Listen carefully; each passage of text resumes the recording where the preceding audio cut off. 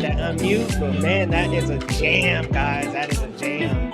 Can't remember the name of it. It's Good Morning by Ruck P. Is the name of that track, y'all. Really, really good. But I see we got some folks in the house. We got OP Talks, Cody Castillo. Thank you for joining us, guys. This is our 4th episode of Otakuverse, which is our once a month anime live stream where we talk one trending anime topic or just a general anime topic. And this time we are going into outer space, y'all. Saddle up. See you, Space Cowboy, because, y'all, we are talking about the newest Cowboy Bebop live action adaptation by Netflix. And, y'all, we got some mixed feelings here. Like, I know some of us really enjoyed it. I know some of us really didn't. Some are in the middle, on the fence. A lot to talk about, y'all, but we'll be diving into how much this is, like, how good of a direction this is for live action anime on Netflix in general, because they've got One Piece coming up. They've got Yu Yu Hakusho coming up. And I want to say there's one more that they're looking at as well into adapting live action. So they've got a lot of these coming up, and it seems like there's no plan to slow down, at least not anytime soon. But y'all, let me introduce my very special guest. I'm always excited to chat anime with these guys, and y'all should definitely follow them if you don't yet. But starting up first, we've got Ren Geekness. What's up, Ren? How you doing? What's up, brother? Happy to be here and happy to talk some Cowboy Bebop, which I don't know. Let's see how this goes. Yeah, I know, right? I'm like, ooh, are we in the hot seat here? Well, we got Naba Cinephile over on Twitter and my boy Mike. What's up, Mike? How you doing? I'm doing great, man. Let's jam. This is going to be fun. Right? Ooh, wee. And you ready with the music notes in the background? Got some instruments behind you too, don't you? Oh, yeah, for sure. You know, ready to jazz is my favorite, so I think that's why Bebop speaks to me so much. I was vibing, too, with the music you had playing before the stream. I was cool with just letting that play the entire time. Chill little track, wasn't it? Found that in one of these lo-fi playlists and was like, I got to snag that. But next up, we got the cool man himself, Kuna Machatter. Elliot, what's up, man? How you doing? Yo, what's up? I am ready to jam. Let's go. Let's go. Okay, I didn't have a Cowboy Bebop shirt, so I had to just like wear some glasses because that was the closest thing I had going on. But yeah, I ain't gonna wear them for the stream. Hey, they work for me, man. I was like, if my man gonna sit down there looking cool as Spike Spiegel, I'm down. Maybe we'll see how we go. Next up, we got the Mad Doc himself. One half of the amateur otaku, actually more like a fourth now. It's like we all been doing it together. So I've really enjoyed collaborating with him and Mike lately on My Hero Academia. But we got Isaac. How you doing, man? Did you know that bicycle can't stand on its own because it's too tired? Okay, we'll see you. You know what? You know what? This is my life. It's good. I'm just tired. What, Mike? It's like this is Leoni's life every Sunday now at this point. Mm-hmm.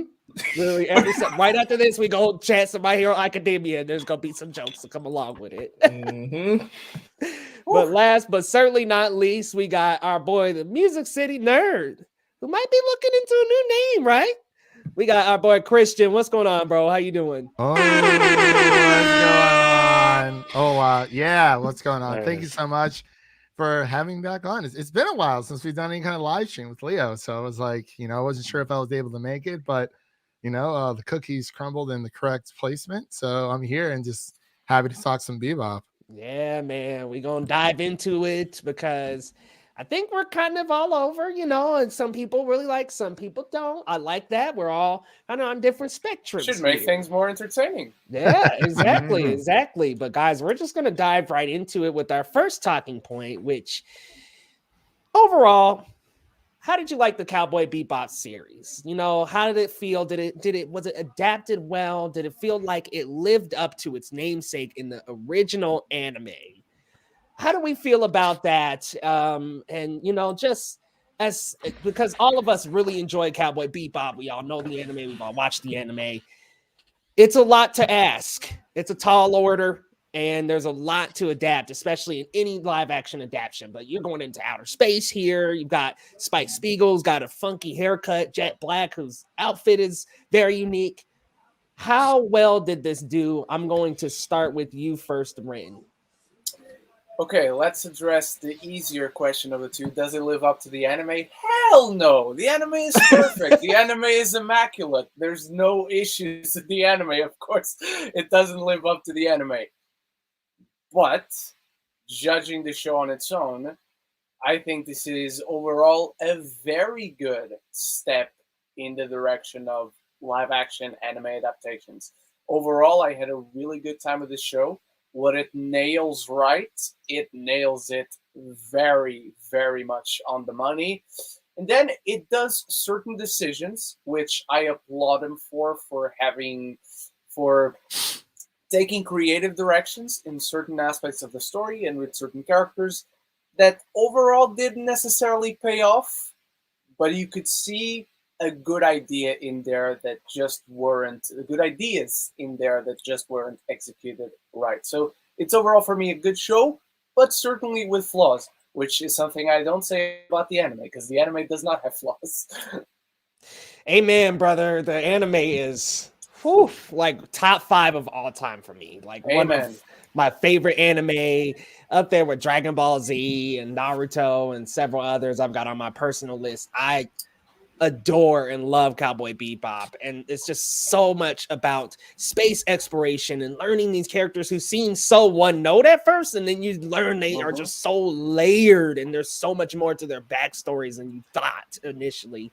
So it just is one of those anime that is damn near untouchable, and it's hard to say that this would live up to the anime because tall order. But Mr. Novice Cinephile, I know you had some struggles getting through the series. Yeah. I want to hear what you had to say, man. So the question is, does it live up to the anime? No. Rin's right. It's not even close. But I will admit that I did have fun with parts of the show on its own, if you can kind of detach it from the anime.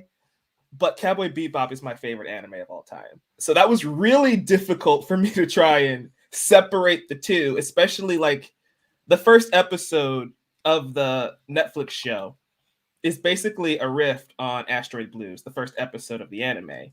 And that was really hard because you're presenting the same story to me, but slightly worse.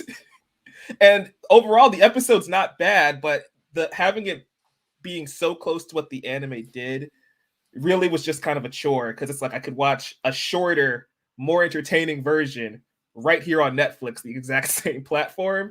So on its own, I think it works fairly well, especially considering it's its first season. It can get way better in season 2 or 3. But as an adaptation of Cowboy Bebop, one of the greatest anime of all time, it's not even close. Yeah, and it's just not really, there's just really no way to hit that same magic twice. Yeah. I mean, even in just anime, like if they went ahead and said, we're going to do another season of Cowboy Bebop, I know a couple of us in here will be a little apprehensive because it's like, okay, it's been so long. Can you really get back to that magic? But even live action, that's so much harder because, yeah, like for me, that first episode, I was missing the whole Spike Asimov little tussle they had towards the end of the episode. I missed that. But it's probably a lot harder, let's be real, for them to choreograph that live action, have it feel as cool and as sleek. It's hard, especially on, I'm sure Netflix doesn't have the biggest budget in the world for this. So probably not going to happen. It's also like in that episode, in the ending, spoilers for episode 1, I guess, when Katarina and Asimov are flying off into space and Spike is chasing after them. In the anime, that scene there's no dialogue, but you can feel the emotion that's happening from the characters.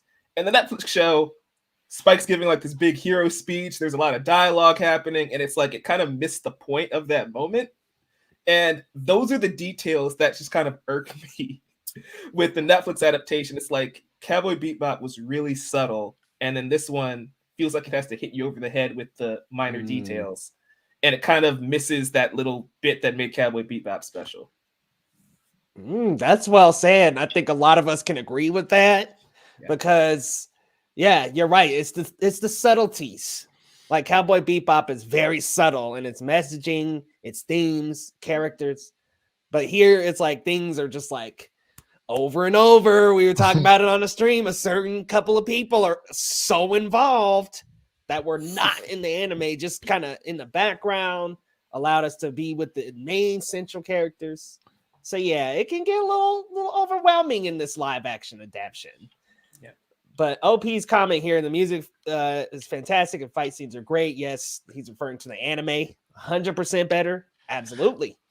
We're going to come on down here to Elliot.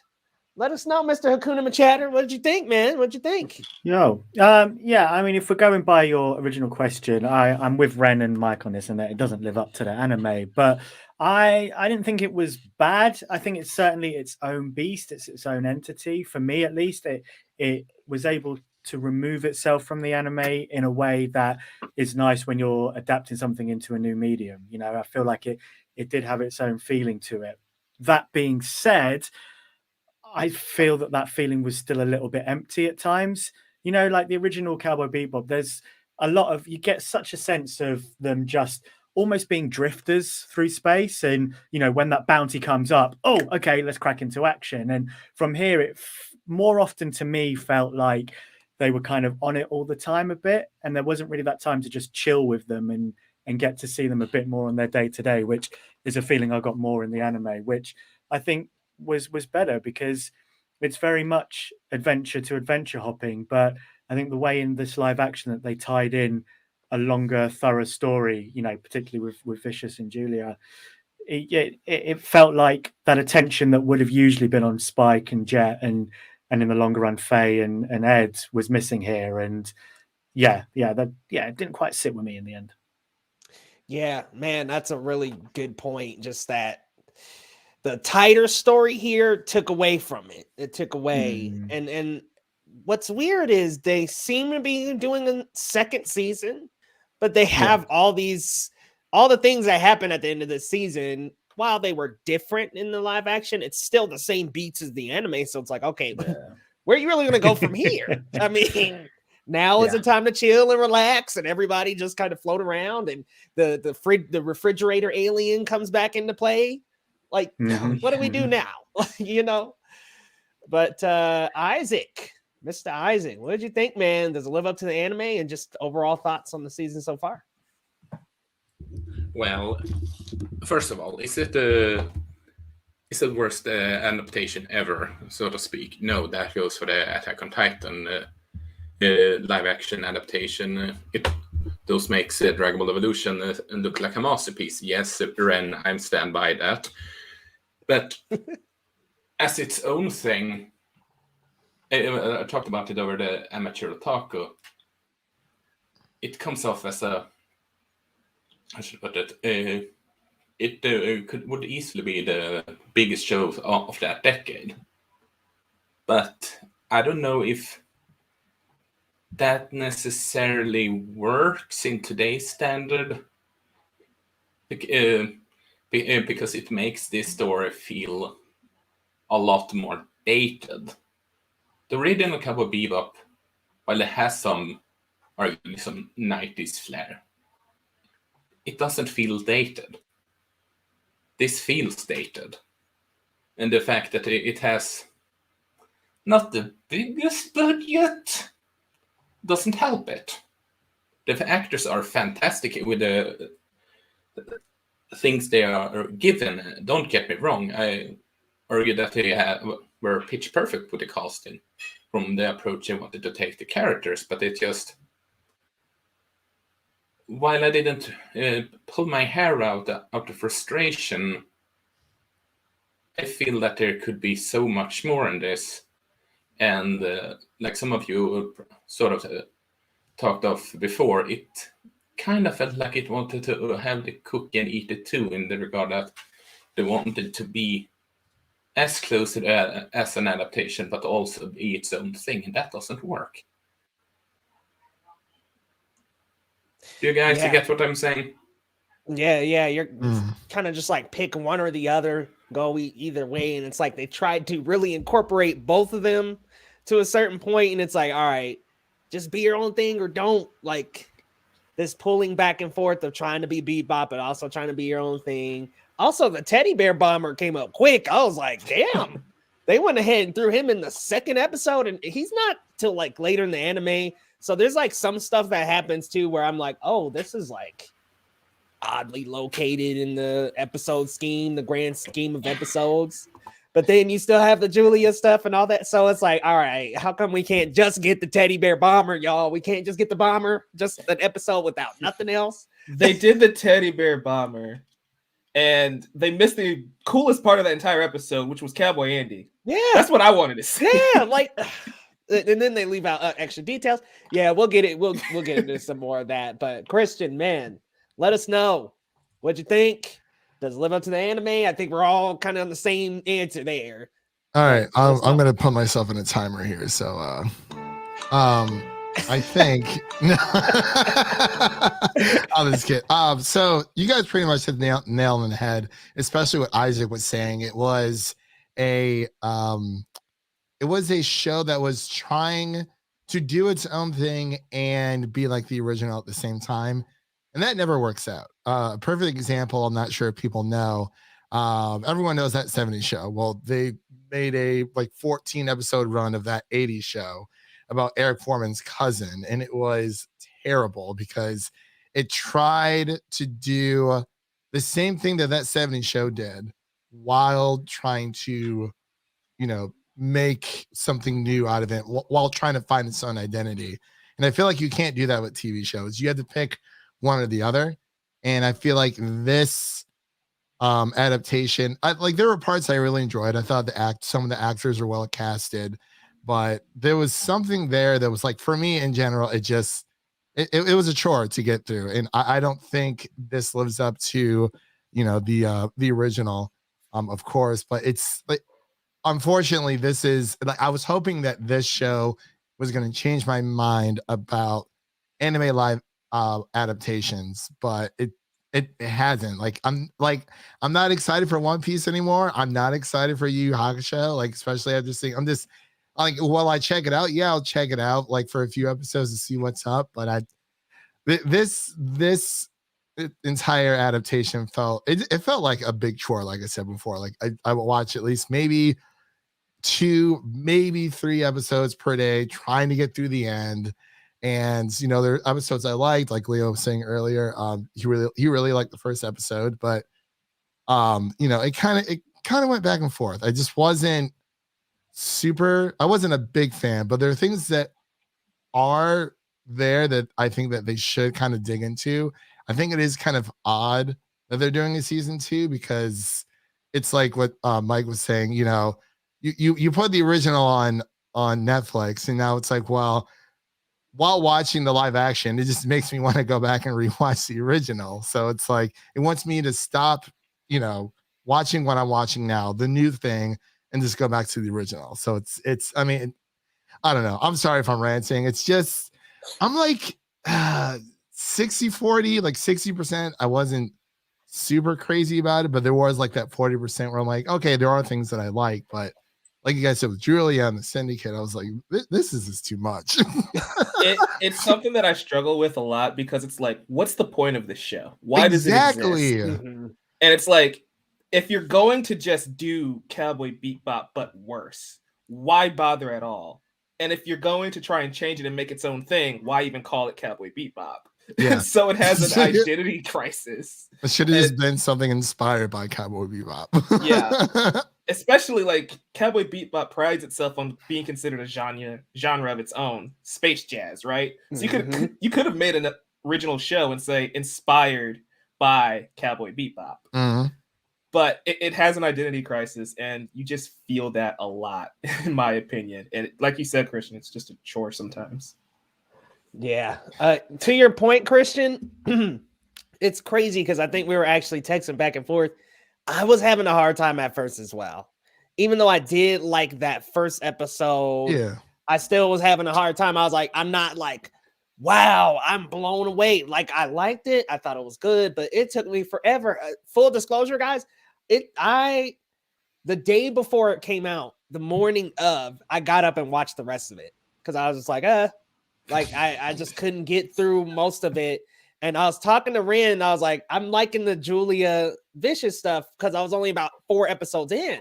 And he was like, oh, dude, that beat me over the head. And then when it got to about 5, 6, 7, and they kept cutting through the adventure over and over and over, I was like, okay, this is starting to really make my head turn the other way. And clearly Leo has more patience than me, because by episode 4 I was like, fuck's sake. Yeah, episode 4 I was like, okay, I like the little tidbits, I'm okay with that. And then it was just like long sequences and all I was like, okay, this is too much. So this kind of segues us into our next topic here, which we can also talk about other things that may or may not have been included that were a little not on the positive side of things. I can feel the energy already. yeah, I think a lot of us have a lot to say here, but first we got Mr. Chillmonger. What's going on, man? Welcome to the stream. Let us know, Chillmonger, how you feel. Vicious and Julia's too much. I'm gonna start with you, Ren. What you think, man? Like, I know what you think, but let us know. Let me have let me introduce a nuanced argument onto the proceedings. Absolutely too much. Let's start with that. Absolutely should not have been that. Look, in the original show, and my favorite aspects of the original show, with all its genres and types of stories it tells, my favorite one is the noir aspect of Cowboy Bebop, which was sorely missing. It was there, and when it showed up, I think they pulled it off really well, but it lacks that general noir feel. But Vicious in the original anime works because for the most part, for most of the run of the anime, he's an echo. He's like something that is haunting Spike Spiegel from his past. And you don't know exactly what it is. Like even when he meets Faye at the opera, you're still not sure who he is, but he's frightening. The dude is a fucking monster. And in this, it just lays all the cards on the table. We know every side to the character. And there's an interesting story to be told with his relationship with Julia, but they never tell that story. That story is very much in the background of the story that is actually being told, which is about him overtaking the syndicate, and he has this weird relationship with his father, which we've seen 1,000 times before, seen it done this way 1,000 times before. And there are cool things, there are cool moments. There, Vicious cuts off the head of a guy and outsmarts his dad and the whole syndicate at one point. Like, cool aspects, but a story being told in the most mundane, boring way possible, to the point where on the other half of the show, you got the Bebop crew doing all these adventures and everything is going on, and then you got this slow-moving story where it feels like for 2 episodes, Vicious is having the exact same conversation with the exact same guy that is trying, come with me and let's betray the syndicate. And they're still talking about it like 3 episodes in. And it just doesn't add up why they went about it the way they did. I will say this, though, and maybe this isn't the time to talk about the specific aspects, so please stop me if it's not Leo, but what they come around to doing at the ending of episode 10, I really like. I just wish the journey to get to there was much more interesting. Yeah, because I do like the climax of their story. I thought, like, what a cool twist, a cool wrench to throw in everything. Yes. That to me, by the way, that to me is when the show actually does successfully become its own thing, and why I'm very excited to see if they get a season 2, what they do in season 2. Yeah, I think that solidified, okay, this is a different story. They're going a different direction because they were really trying for a minute there with all these characters and villains that appeared in the anime. They were really trying to make it like the anime up until about that point. And so, now we're headed in a different direction. I was like, I don't know that I needed Anastasia to be this involved in the story, but I did like that character. I thought she was all right. But Mike, coming to you, man. Vicious and Julia. Too much. Way too much. Like, one of the things, again, we were talking about subtlety and nuance in the anime of Cowboy Bebop. And it's like, this is one of the things that you talk about in the sense that they took a character like Vicious, who doesn't have that much to him, and then tried to build a character around the original concept. Because like you said, Ren, Vicious is a ghost, essentially, of Spike's past. So I get that you want to kind of build around that and craft a new character. It just doesn't work. And honestly, I feel like if you cut Vicious and Julia out of the show, this is a much better show. It's going to be really well received because Spike, Faye, and Jet are actually really great together. But every time we have something going, we cut back to Vicious, and the episode gets bogged down. That's another thing I didn't talk about. Good point, Mike, because everything with the people, I'm so excited, and then cuts to Vicious. Oh my god. Yeah, and it's like, as soon as it cuts to Vicious, I almost got to a point where I just wanted to fast forward his scenes. Because you'll still be at the same exact moment like 3 episodes from now. Yeah, it's at like, throughout the 10 episodes, what did he actually accomplish is my thing. It's like, okay. Mm-hmm. So, but Julia, I did kind of like what they were doing. And with this version of Julia and her relationship with Vicious, I thought that was interesting. I just don't think Vicious was an interesting villain. But to your point, like at the end of episode 10, they set something up that I think would be really cool to see how it plays out. I just didn't care enough by the time we got there for it to have any impact on me. So yeah, way too much Vicious and Julia. Yeah, you guys are completely correct in that it felt like a slog fest. There's one where Spike, Faye, and Jet are like in the middle of an exciting adventure, and then it cuts to like Vicious at a table. I'm like, okay, how are we in the middle of like this cool, action-packed, fun adventure, and then we cut into Vicious in somebody's backyard? That shit just doesn't make sense to me. 3 episodes after that, they're in an entirely different adventure, and then it cuts to Vicious still at that exact same time. Oh man, OP Talk says episodes 1 through 4 were fantastic. Oh, okay. Went down after 4. I think for me, I had some good ones in the beginning, and then the middle was very slogging for me. And then the last like 3 or 4 episodes, I was like, okay, we're kind of back in some good territory here because few of them were a slog fest. But we will get back to your question, OP. What would everyone give the show out of 10? We'll get back to that soon. Don't you worry. Don't you worry. I'm coming back to that. But Elliot, let us know, man. What'd you think about Vicious and Julia, their involvement? Seems the consensus is that too much, way too much. Yeah, it's kind of interesting because I was trying to rewatch the anime before the live action came out because I've not seen it for I've not watched it again for a couple of years, and I didn't quite get as far as to Vicious when I was rewatching. So it was interesting for me to catch up with him in the live action, but I do kind of agree with what Ren and Mike are saying, and I think it kind of fits into this trend at the moment, doesn't it, of trying to humanize villains, you know, with Joker and Cruella and so on and so forth. And I think they did a good job in humanizing him.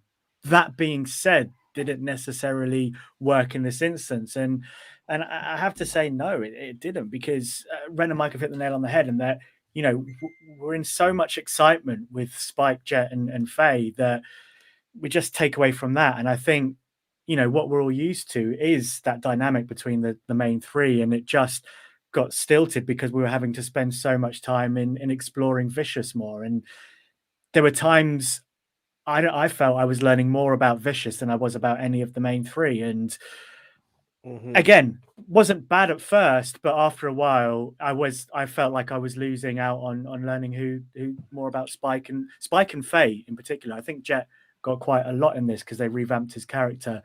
Didn't necessarily always work, and I'm sure we'll touch on that in a bit. But yeah, I think in the end, the balance ended up me learning more about Vicious than Spike or Faye, and I don't think that balance really works here.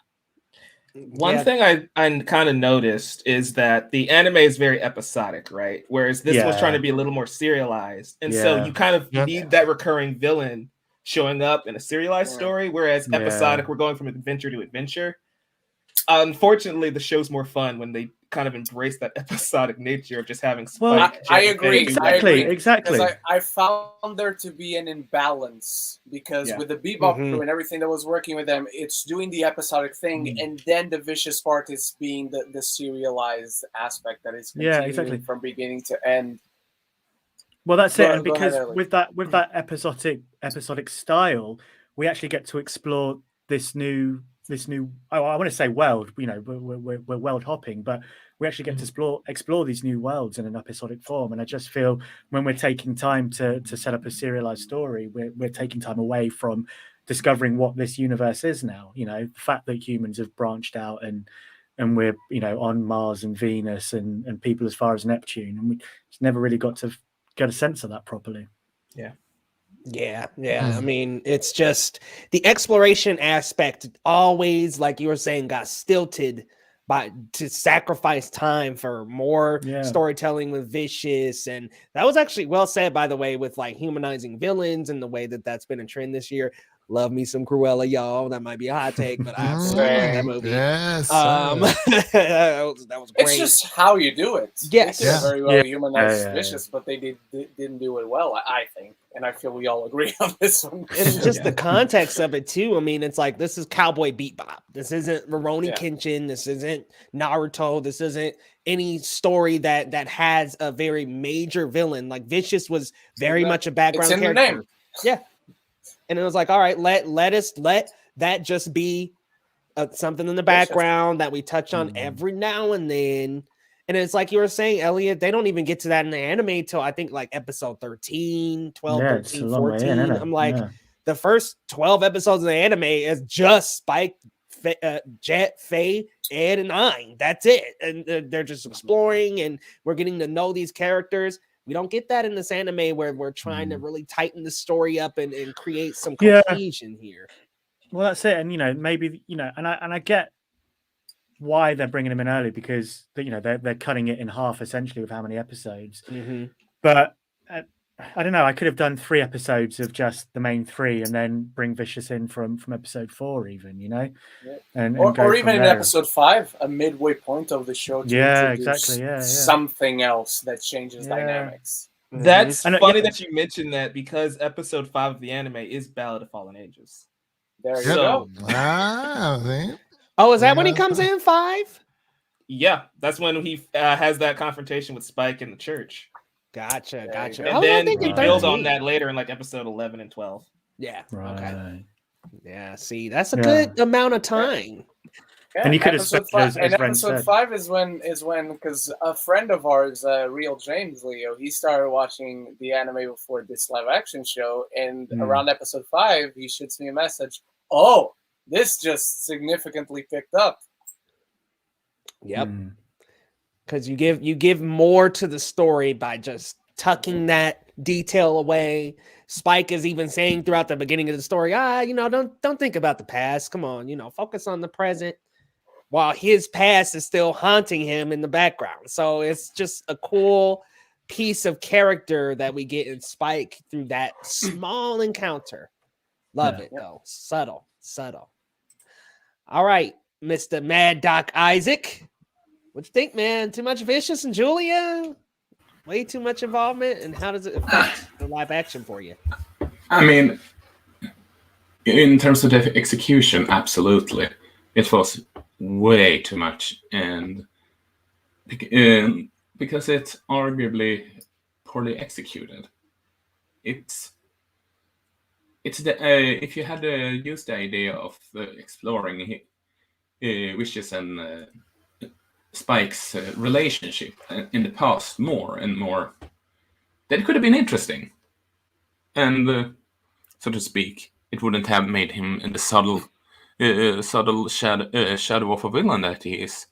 But it could have brought something new to the adaptation that gave it its own flair.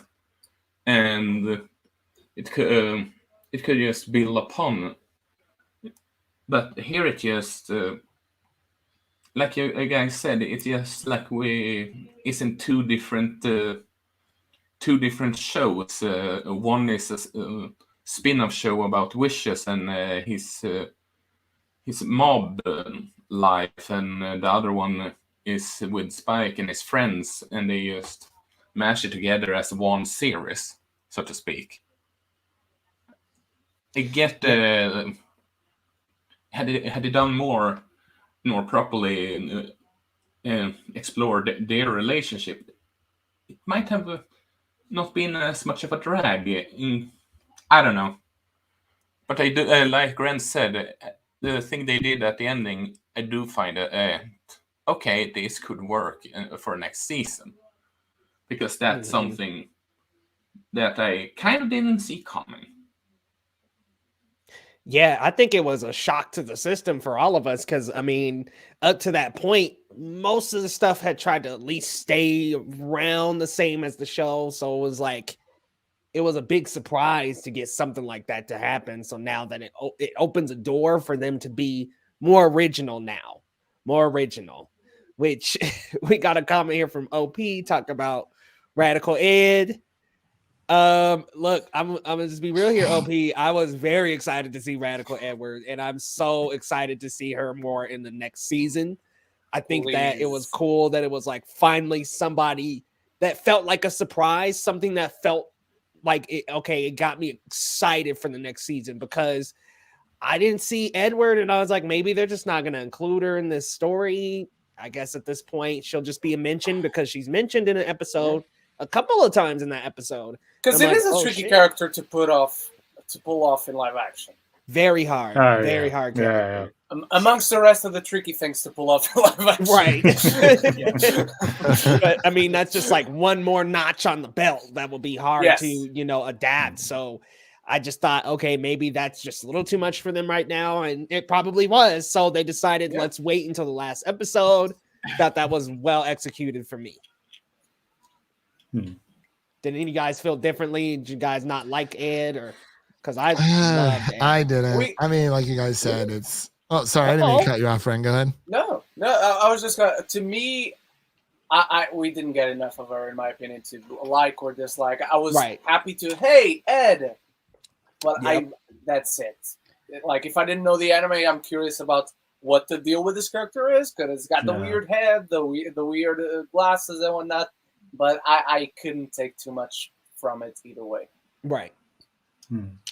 Christian, you sounded like you wasn't, and it's your turn, my man. So let us know how you felt. What'd you think? I wasn't all that crazy about this whole. Honestly, the whole Julia and Vicious thing. It was my least part of the entire series. Like, it's like Ren was saying, Vicious he's kind of like Sauron in Lord of the Rings, like for the most part, he's this ominous, character looming in the background, and I didn't care about all this stuff that they put in here. I was like, I just wanted like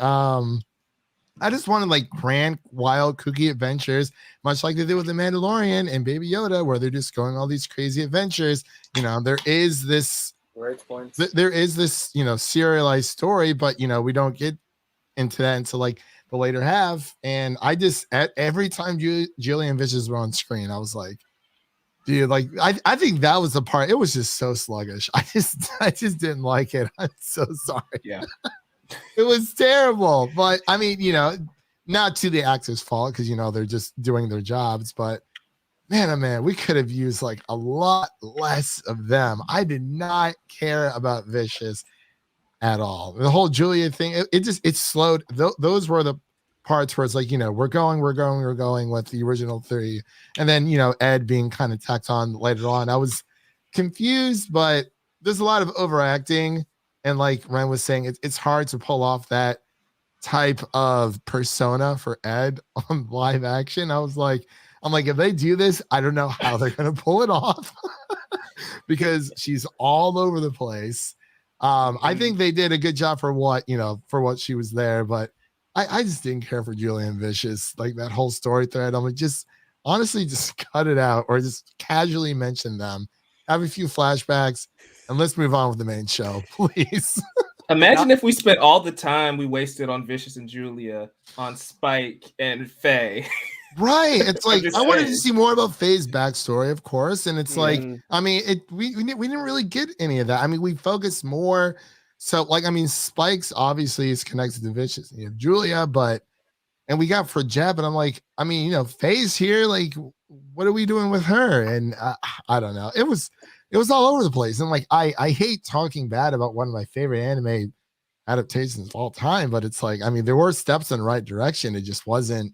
This wasn't it. I'm not very impressed. I mean, like, I've known people who've watched it and I asked them, they're like, oh, what'd you think of it? I'm like, I thought it was all right. Like, this wasn't, I don't want to be like, oh, like I hate it. Cause I feel like that's a bit much, like excessive. It's just a lot of things like with Julia and Vicious. Those were all of the slow beats And it's just it's like we're watching DC fandom, and then we had the whole 30 minutes freaking what was it for Peacemaker. I'm like, I do not Gold need boots. this here. Gold boots, Put this everybody. somewhere else. It was going so well, and then we just hit a wall. And I was like, oh. That's how I felt about Julian Vicious. I'm like, get this mess out of here. I don't need it. Like That's such a good visualization. Like, you know, you're just cruising along and then you just hit a wall, man. I mean, seriously, it and I gotta say, the actress for Julia, man, her acting was just cringy as fuck to me. So was the guy who was playing Vicious. it's a lot of overacting. A lot of overacting. Oh, man. Especially for Vicious. No. I think for the style of what they were going for, it worked. I mean, they needed to be a bit larger than life. I mean, I don't think Julia was larger than life. I thought she was still quite subtle in what she was doing. I think she was more subtle, but Vicious was like too much for me.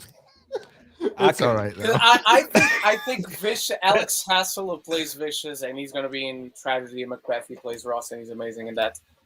But I think he's doing exactly what you need for a Vicious, but he's doing exactly what you need for a Vicious in the anime, and not this character that has this expensive story throughout the entire season. You know what? I'd be okay with his screen time if it was just like the anime screen time. Exactly. Bring him in every now and then. But so much of him was like, whew. And you're right. It's like it feels like you watched the anime and it was like, okay, I'm playing this guy, and he played that guy. He did. There's a reason why he's not on screen that much in the anime. We can only take so much intensity. Oh man, we got. But Elena Satin as Julia, I love her. You're not the first one to tell me you didn't like what she did, but I thought like. Well, we'll get to the main three, and I only have glowing things to say about our main three guys, but Elena Satilena as Julia, I thought she was excellent. Yeah, I'm with you on that one. I thought she was very good. Okay, yeah, we'll get to the characters. We'll get to those characters, actually. That's a good next bullet point, but we got Sir John in the chat. What's up, man? Good to see you. Not a fan, though. Not a fan here. Netflix makes a cool trailer and realize, shit, we need to make the show. Got him! Mic drop. That's rough, buddy. Oh, right, exactly. That's rough, buddy. Oh, this was a good comment here. Can we all agree that the dialogue is really, really rough? There's one I especially remember as the one which made me click off the episode, go watch Hellbound. Yeah, Mike and us have like snuffed out in the chat exactly what line he meant. And yeah, Christian, you know exactly what line we meant. Yeah, I'm going to rant about that line in a bit. Don't worry about it. I want to hear this rant. All right, so the next one, I'm going to kind of put together a few of our bullet points in the doc here. It's a little bit of an amalgamation of these points. Let's chat a little bit about a couple positives, couple negatives, and how we felt they handled these characters, because we've got our main three, and then we do have the two pretty much off to the side that are Julia and Vicious. So we've got a bit of a split here. Isaac said it perfectly when you pretty much have two shows going on here and colliding into one, whereas you have two big characters now that weren't big in the anime. Our three main are still as big, but seem to be getting derailed a lot, you know. But let us know, Rand, some things you liked, some things you didn't, and how you like those characters. So our main trio, I thought they were brought to life beautifully and perfectly. They're played perfectly. If you ask me today, I'll tell you Daniel Pineda as Faye is my favorite, but tomorrow I might say John Cho, and on Tuesday I might say Mustafa Shakir. They're all fabulous as each of these characters. I love them individually. I love the little dynamics between one another. I love how this show really understood that these are very, very damaged people who have issues in the past that put a wall between themselves and others, and they have issues trusting. And then as those little doors throughout the show, they open them up. They start finally trusting one another little by little, slowly but surely. And then the decisions they make and the hauntings of each of their past come to affect one another and damage those relationships and damage that trust. Like, I love the episode where Jet goes back to work with his old partner, and then Faye and Spike are left alone on a Bebop, and you have the whole dynamic there with the two of them. I love Faye just inserting herself into the group when Spike and Jet are in the restaurant. Like, everything with them, I absolutely adored. And if the rest of the show was like what we have with these three, this show would have been the greatest anime adaptation to live action of all time. It would have been exactly like the anime show. Let's talk about stuff I didn't like. Why does Spike need to have a name as Fearless? why do we need an explanation for that? Like, can you imagine if anyone in the syndicate there's Fearless, there's Vicious, there's Bodacious, there's Flamboyant, who's over there at the bar. I'm pretty sure Spike was a Taylor Swift fan, though. Oh my gosh. There's Snazzy. There's Snazzy. Who else? Help me out here. Give me some other classy, classy. It's like, and then there's the Seven Dwarfs. There's Grumpy. There's Happy. There's Sneezy. If you're in the syndicate, you're one of those, Rin. You're one of them. One of those. Like, to me, and it's not even an awful decision or an awful addition, because they don't dive any more into it. Just okay, his name is Fearless. And that's it. They don't explain anything else. Because if one guy is named Vicious, it's weird, but I can buy into it. If one guy is named Vicious and another is named Fearless, now there's got to be an explanation for that. And there isn't.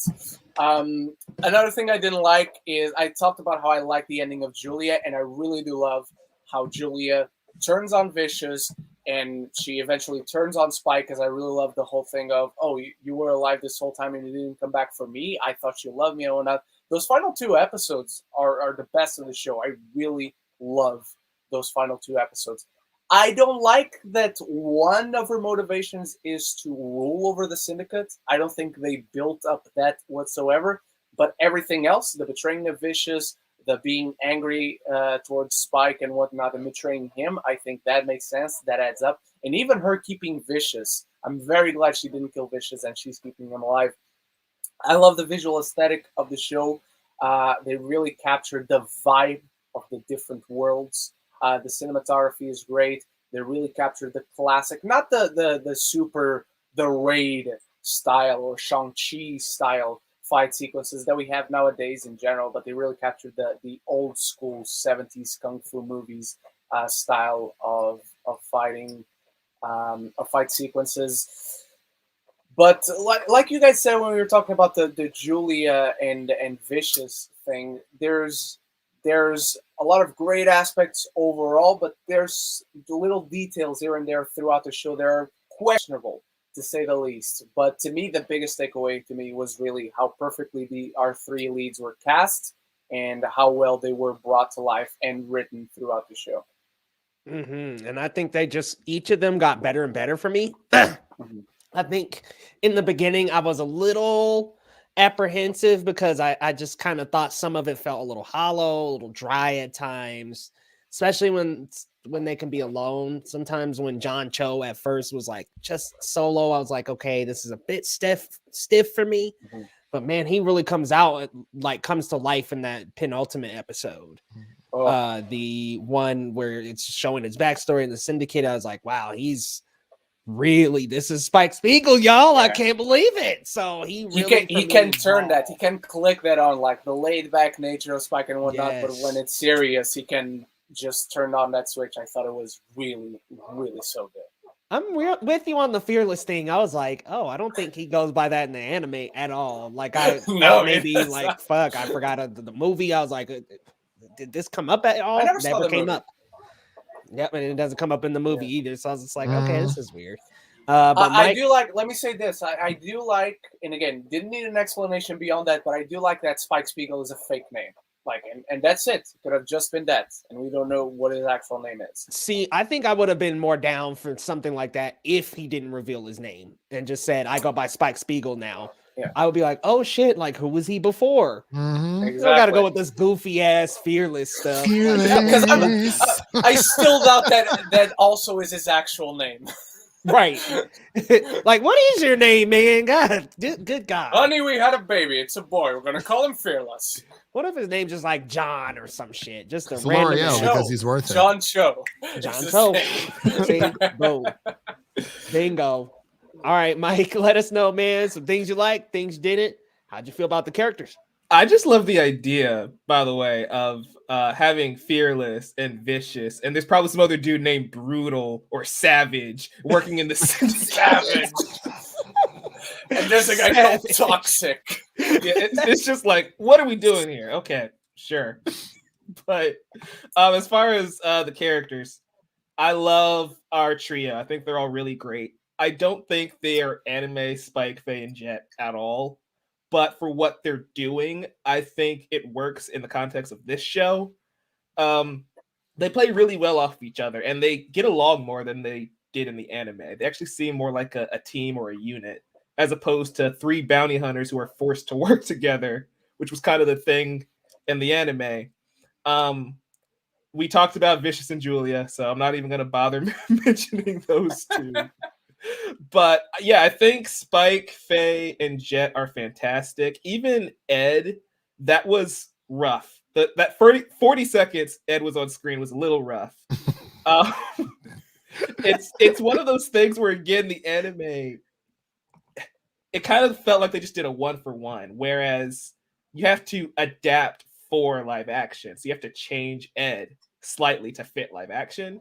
And I don't think that glimpse we had was them adapting Ed. It was just copy and pasting Ed, which just didn't work.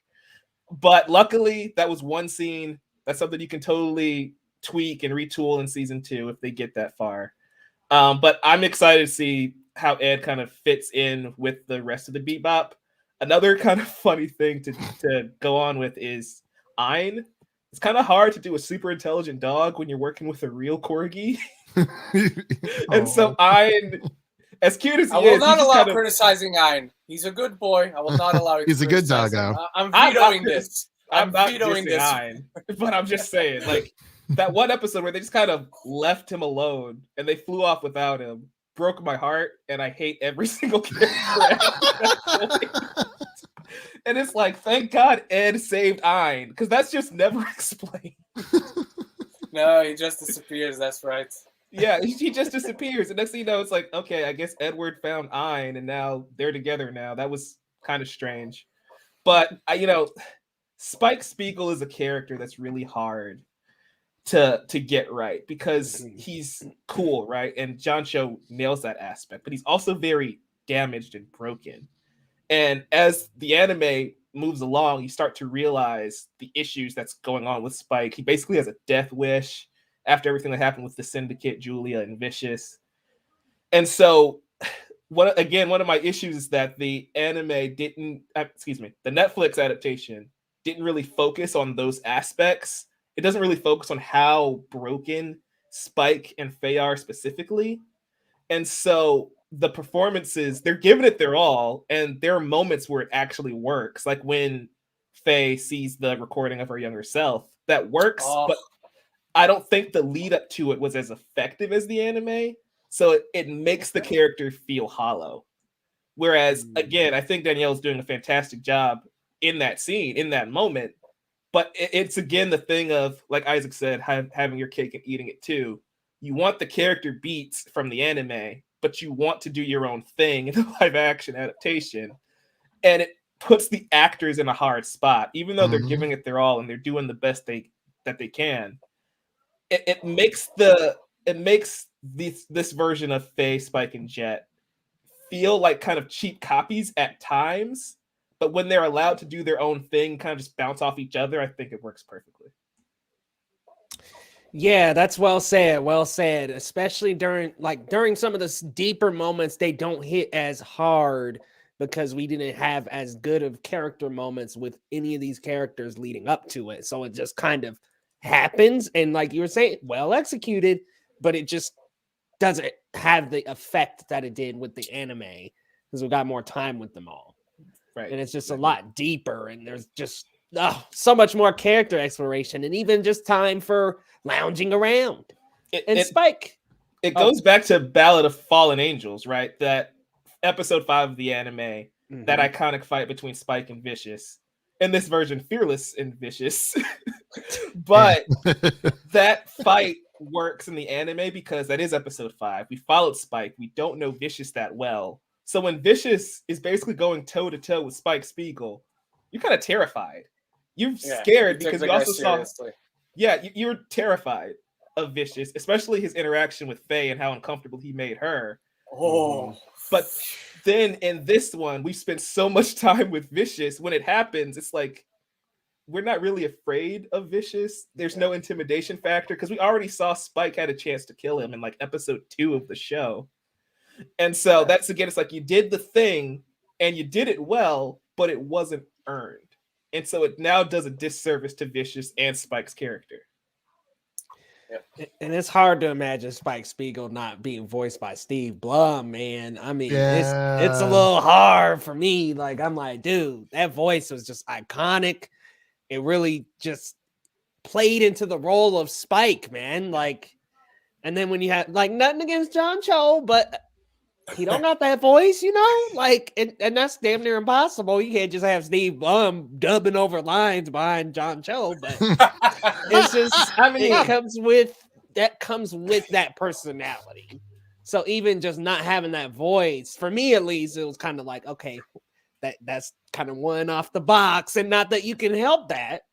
That's, like I said, it's impossible, but it's just kind of like, damn, like that's kind of. And I didn't think he was as chill as Anime Spike. I'm getting ahead of myself, but it's just there were some things that just character-wise didn't line up from the anime. They didn't take them qualities from the characters. That's why I feel it's best that you just view them as their own thing, and I think it actually works really well. Yeah, because it's kind of just like cola and diet cola. You know what I mean? They were kind of like the diet. And it was like, okay, you know. Well, there's also Coke Zero, aka there's a new agent out there called Dauntless. Huh? That's another person from the syndicate right there. I'm Dauntless. kidding. And spineless. He's just like one that hides all the time. They go on a mission, and the first thing he does and spiritless. Out of danger. There's got to be a guy in the syndicate called Sexy. Come on. Just, hey, Sexy. And maybe there's one. Maybe there's one called Courageous. Sexless. Who knows? But Ooh. what's going on there, Eric Patterson? Let us know, Elliot, man. Good things, bad things. How you felt about the characters? What'd you think? Yeah, man. Yeah, I think I agree with Mike there and saying you have to look at them as their own entity. And I think that comes across straight away with John Cho as Spike. He does a brilliant job, but it's John Cho Spike. It's not anime Spike. It is definitely John Cho has come in and he's made Spike his own thing. And I really like that. You know, it's tough. It's tough when you're the first actor to take that on, you know, since the original. I mean, you know, the original obviously has multiple voice actors across many languages. I'm assuming it's in more languages than just English and Japanese, but you know, it's always going to be a tough thing to do, and that goes for all of them. I mean, we're going to look mainly at John and Spike because Spike is just he's such a character we all want to be. You know, we all want to be that cool. We all want to be that good at what he's good at, you know, and it kind of plays into that. And so, you know, I think I noticed that mainly when it came to his fight with Hakeem, and I kind of was like on the rooftop, and I was kind of like, look, we're not going to get the same kind of Spike whose legs come up 20 feet high when he kicks, you know. It is what it is. So I think if you can accept that quickly, then you're going to do a lot better here. I agree Also with Ren not as a well. white guy, thankfully. Sorry. Not a white guy, thankfully. Yeah. In the anime, he's white. Yeah, true. And then with Daniela Pineda, I mean, she just came in with so much energy. There's a bit of an issue with. And I don't know if any of you guys saw this blog that was going around talking about the dialogue in the live action and how it kind of follows the Whedon speak, following the Joss Whedon trend of every line is a joke and a gag and so on and so forth. And there's not Whippy, yeah. Yeah, everything's a quip, and it was kind of that way in the first couple episodes, and they highlight out specifically the scene when they have Faye handcuffed to the toilet, and how everything she says is just quip, quip, quip, quip, quip, and it was kind of such a shame because, as we said, there's so much rich backstory in Faye that we all wanted to see, that at times it just kind of got lost in order for her to be, I'm going to put it like this, just a bit of a potty mouth, really. And it was a shame. It was annoying because I always remember Faye in the anime as being just one of my favorite female characters of all time. I think she's brilliant. And here, Daniel Pineda does a great job with what she's given. I just don't know that what she was given was amazing. And it's kind of a shame. And then with Jet, I think Mustafa Shakir smashed it. Oh my gosh, did he sound like anime Jet? It was ridiculous. And I loved his work. I just have a lot of issues with their characterization of him. And it comes down mainly to, I mean, for starters, the blackmail line, which I was kind of like OP talks, and I almost did want to be like, I don't know that I'm coming back to this after that line, because if that's where you're setting it up in episode 3, how's it going to go going forward?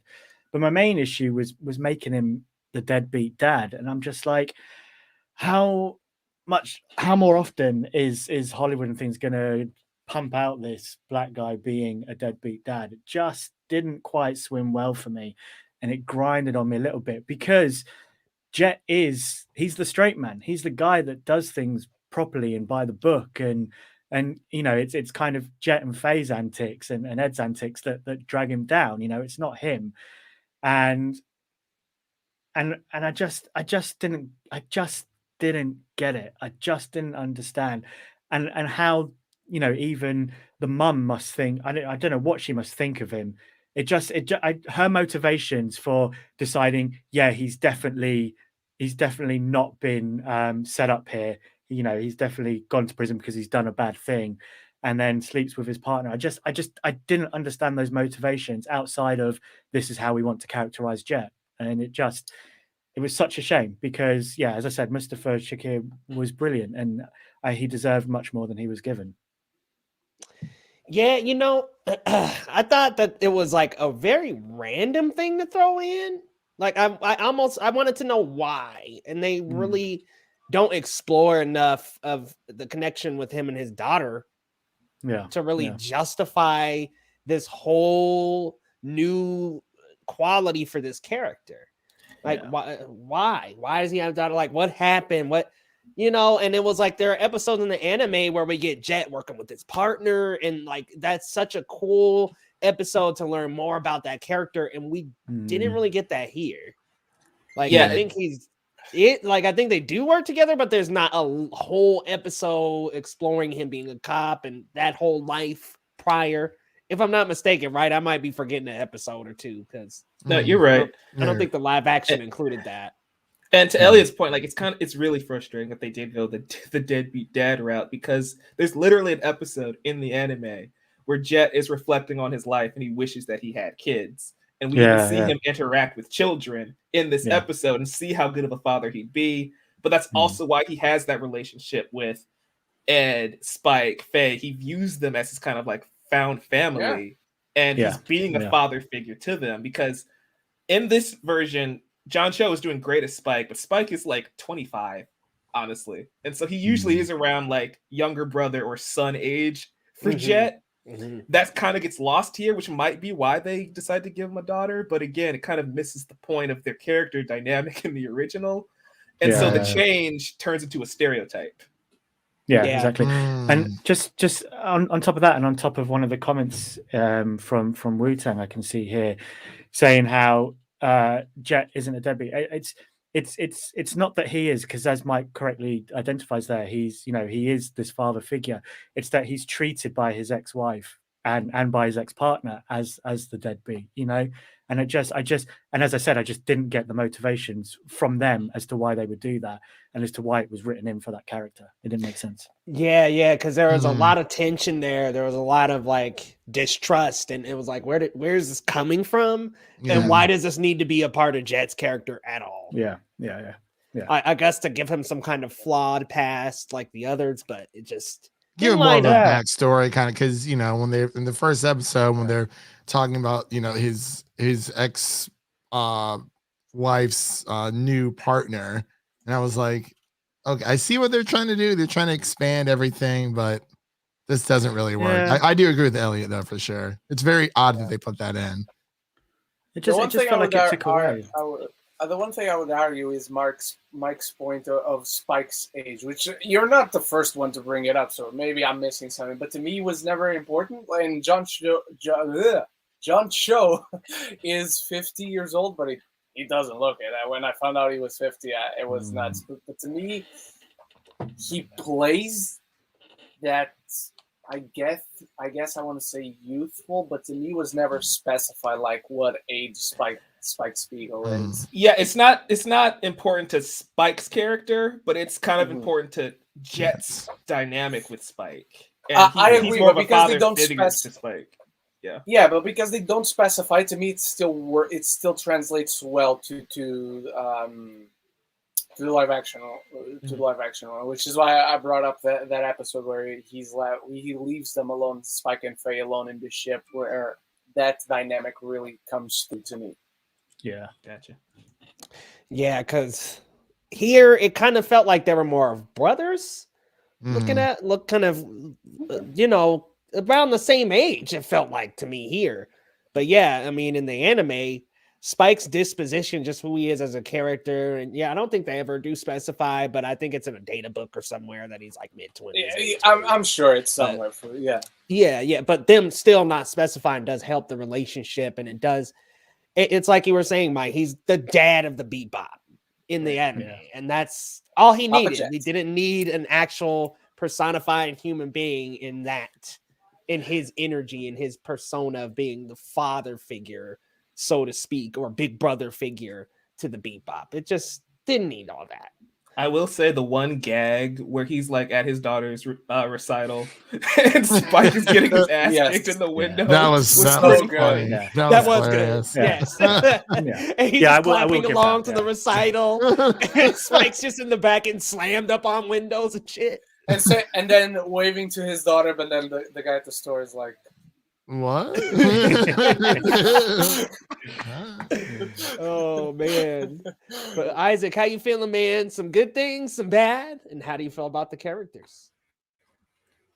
Well, I don't know if I can, in terms of the good part, say anything different than what Yodder has said. But to go about the dad part, it's honestly just another case of Netflix want to explore another side of the characters, sort of like with Vicious, but it honestly doesn't work. And with how they wanted to add for every character, this show, or should I say this season, had to be 16 episodes long, if considering how much they wanted to explore everyone's backstory and all that jazz.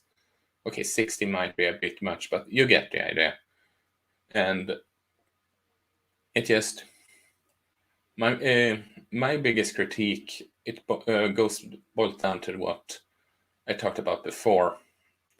The anime feels timeless. It feels like, but this one feels extremely dated, honestly. And it's just stuff that's so, like the Whedonism, and I don't know how to explain, but it's just, there are gold nuggets here and there, but it's just due to its dated nature, due to the, I don't know. It's just a mishmash of things. I just feel that if they want to make something extra for Jet, why not make him like a, I don't know, war veteran or something instead? Just as another layer. Because instead of, the dead dad, you can have that layer on top of him being the dad like Mike said, he wants to talk about how he wanted kids and all that jazz. Yeah, it could I almost, don't know. like with the war veteran stuff as well, tie into how a bit more how humans broke out from Earth, and was there a war that started that? Did the technology advance that? And does Jet have stories about that? Yeah. It reminds, I don't know if you guys noticed, but I had like a Twitter thread last night that kind of went into that a little bit. It's like Faye, Jet, and Spike have these like complex stories of, like, for example, with Jet, he's an ex-cop. The system was corrupt. He realized there was corruption and he decided to leave. And that's how he ends up becoming a bounty hunter. And I feel like that's the story. You don't need to add another layer to that. That's interesting enough, especially when you have his former partner come into play. It feels like they added another layer for complexity's sake when these characters were already extremely complex because it's Cowboy Bebop. That's their whole thing. Yeah. I mean, they already have complex backstories. My bad, Isaac. What were you saying? I was just spitballing about the war veteran stuff. They wanted to add some other layer and all that, yes. Oh, yeah, you're fine. Yeah, totally. I mean, somebody been watching Violet Evergarden, the movie down there. I see you with the more veteran stuff. But that would be an interesting layer to that character that would actually explain why maybe there's some tension in the household. I mean, it's like we just have to make the worst assumptions, I guess. Like, oh, he was off being a bounty hunter and wasn't being and we don't want to have to make those assumptions, especially not for a black character. So I was a little disappointed in that too, Elliot. In that regard, I kind of just was like, why the daughter? Why the broken home? Like, what? Why? I guess that was my biggest was why. And I did see OP say it was for plot reasons for the 10th episode, but I still didn't see a need for him to be a dad, for all that to go down. It could have been that Vicious and the Syndicate attacked him. He didn't know that Spike was part of the Syndicate. That's against his ex-cop nature. And then he didn't like him. And that would have made... What's that? For the 10th episode specifically, he could have been a regular dad. He could have still very well been married to who is his ex-wife. He could have still been she could have very well been a wife that supports his bounty hunter endeavors and have a perfect family life. And the 10th episode plot could still work. Yeah. Yep. Fairly said. If you want to give him a kid, he doesn't have to be a divorced husband. He could just be both. But even if you're making him a divorced husband, do something interesting with that. Do something new. Have commentary about that, because Cowboy Bebop has commentary on stuff, on social issues, political issues, environmental issues, of all things. Yeah. They also could have been divorced without that like deadbeat element to it. Like, that's like, hey, things just didn't out. You're bounty hunting all the time. You spend too much time outside of the house. I need a man who can love me 3 days a week, and you're not that guy anymore. So, boom, there you go, fixed. We didn't even get that. Got a lot of arguing back and forth virtually, and just pretty much. It was a mess. But Christian, let us know, man. Likes, dislikes, characters. So obviously, the OG3. I thought they had good chemistry together. I think me and Leo kind of talked about it prior to when I think Leo had said that when it was Spike and Jet, it was like okay, and then once Faye came along, because they introduced her in the first episode as well. Well, then the adaptation at least. That's when things started. The chemistry really started to work. I thought they did a good job. For it being live action, there really isn't. It's hard to for them to play these characters to the T. You kind of just have to kind of step back and I would assume think about more of a live action, more realistic approach to them when it comes to adaptation. But overall, I quite like them. It's probably the number one thing I liked out of the entire show itself. The dislikes I pretty much already kind of said throughout. 10 episodes is fine. But we could have just I felt like the 10 episodes would have blown by if we didn't have the whole Julia Vicious thing. Like I've been watching like Arcane for the past few days, and like that's only 9 episodes, and I'm like, I'm on the second to last episode I've been for a while because I don't want it to end because it's so good. But like with that, it's like the time just flies by and I love it and doesn't feel too quick with everything with Cowboy Bebop. You know, with like you guys said, it seems like there's two plots, like two stories within this one story, and they try to like kind of mesh them together, but it just doesn't really work. You know, you guys have pretty much hit everything on the nail on the head, so I'll try to keep mine brief. But yeah, dislikes. I kind of mentioned like the overacting from time to time, and like sometimes it's hokey. Sometimes I think it works, but the whole blackmail line, I was like, that whole dialogue. Some of the dialogue choices were a little weird, but I was like. I started busting out laughing. I'm like, what? They did not just say that. That line almost made me drop the show. I kid you not. And then I think the word blackmail. Ditto. Blackmail. The word blackmail is said again, like episode 7, and I like had PTSD flashbacks. I was like, why did they put that? That was just an odd line to just throw in there.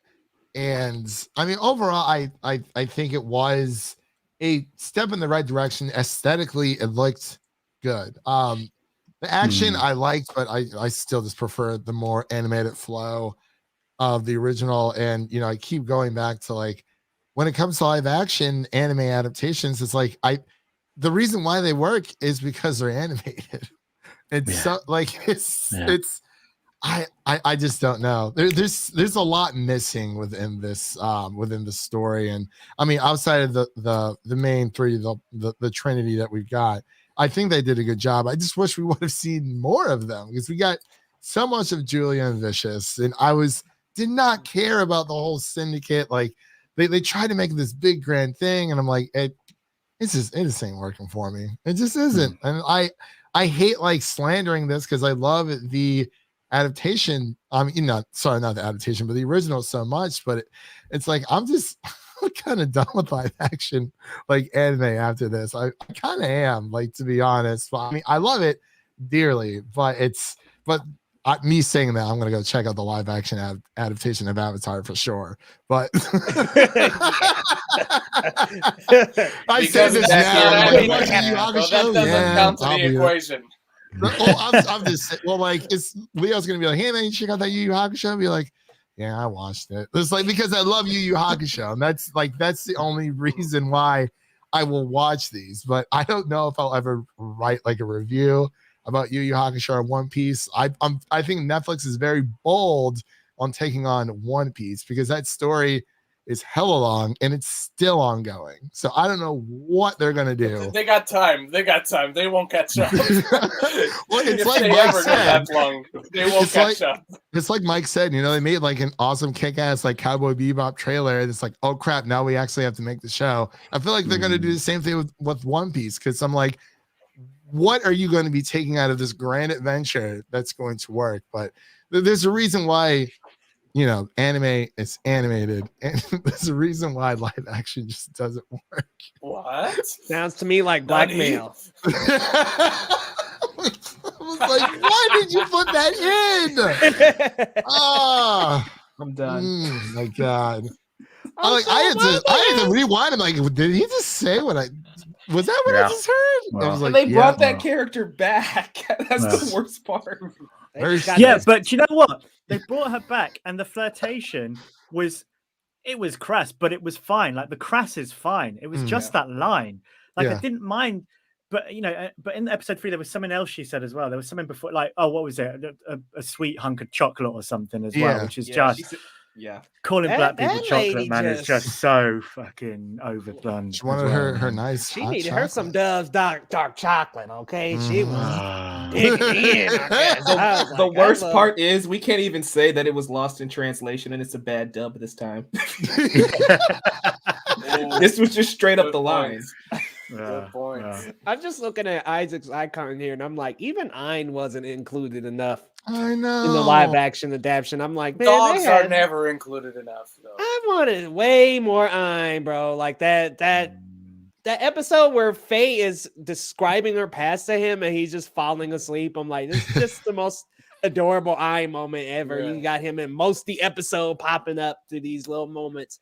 It's little moments like that I feel like were missed in this live action adaptation. I think the small, subtle character moments that just really made these characters funny and who they are and made them so enjoyable because they add up throughout the entire anime. We didn't get that here. We didn't get those cute little fun moments, those good exchanges. And when we did, they ran into a brick wall. Like, I mean, it was just like, okay, we got to get back to Vicious. It kind of felt like there was a showrunner the whole time that was just like, okay, we got to turn the camera back, guys. We got to get back to Vicious and Julia. We can't forget about them. And it's like, yeah, we can forget about them for about 4 or 5 episodes. I'm okay just forgetting about them, putting them in the background and telling and just shoving them out of the story for a bit. But the fact that we had to keep going back and forth, it felt a little overwhelming after a while. No, exactly. And like, you're right. Like, I'm just thinking of those little moments between Jet and Spike in particular, when they're speaking about one thing, Jet's moved the conversation on to, we've got to get this bounty, and Spike's still thinking about and still talking about what they've done. And it was those, you're right, those little things, you pull them out a bit more, and it would have been a lot better than it was. Yeah, just those little moments, those little subtleties.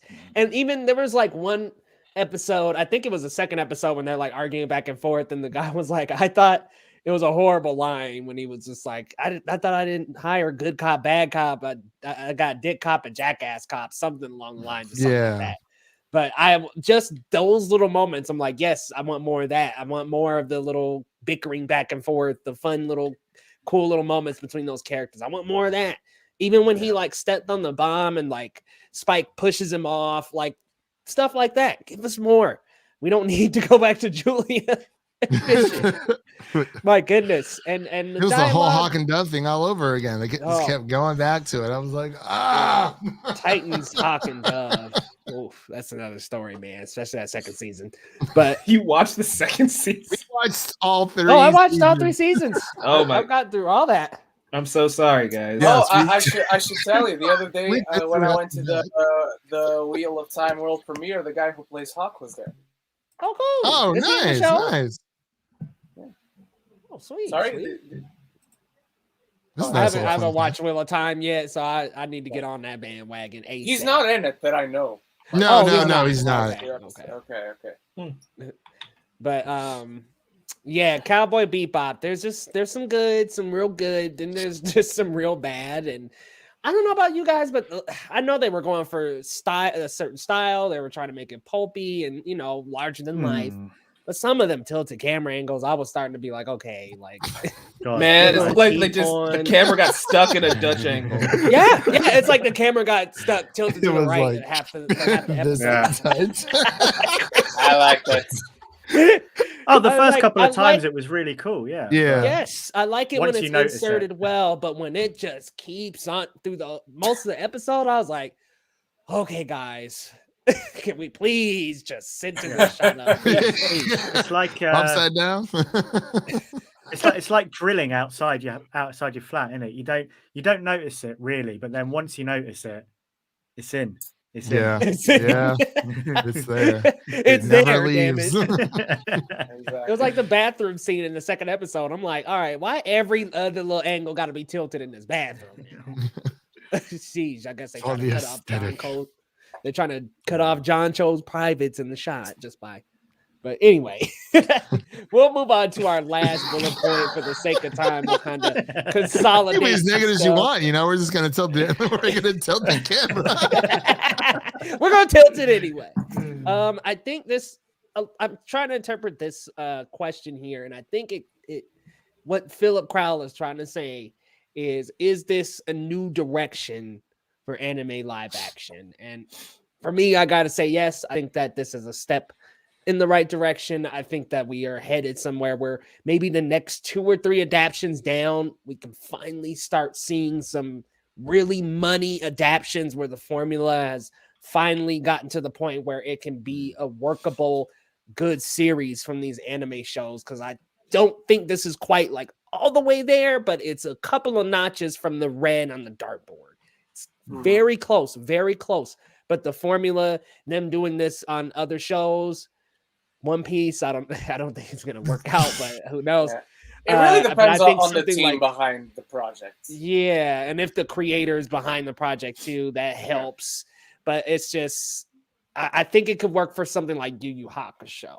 Like maybe once we get to that and get to that point, it'll be worked through enough to where it'll be because we'll have Avatar, One Piece, and look, I'm not calling Avatar anime, Ren. Just so you know, I'm not calling it anime. But I am. we can count that for the sake of this conversation. Then One Piece and Yu Yu Hakusho. There's a lot coming up, but my last question for y'all is: where does this stand in the live action adaptations, and do you think that live action adaptations have a bright future after Cowboy Bebop? I'm gonna start with. I'm gonna actually reverse order this time. I'm gonna go with you first, Thank Christian. God. Oh, I'm gonna okay. go with you first. You know what? Nice. As my grandfather always said, live action adaptations. I'm just joking. Ooh, Grandpa didn't like him either. No, I'm kidding. It's just ranking wise, I think this is definitely one of the best, but I don't think that's saying a lot. But at the same time, it is because there are things they got right with this series, especially with the aesthetic. But ranking wise, it probably is quote unquote the best. But then again, I mean, Elita Battle Angel, as much as I don't like that, I think I like that a little bit more because the best parts of that film are the animated bits. Like, I mean, I do love, the action and everything that they did within that. This probably is like number 2 when it comes to not even just shows, but movies as well. I think it's definitely number 2 in my book. So overall, it was. I'm sorry. I wish I could be more positive. I don't want to be like negative Nelly over here, but it's. Out of 10, what you giving it out of 10? I'm gonna give it like a solid 6.5 out of 10.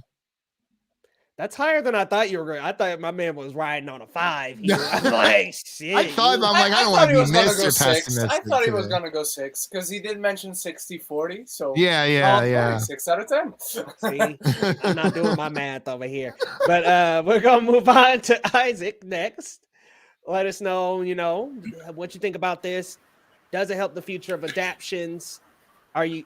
And I know you're a big One Piece fan, so does this help your anticipation for One Piece, or does it make it worse?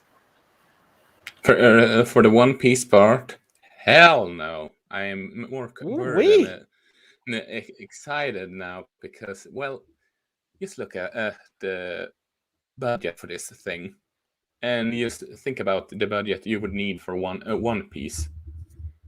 It just, oh my lord, it will just look as a cheap fan film on each episode, won't it? And it just, I'm just so.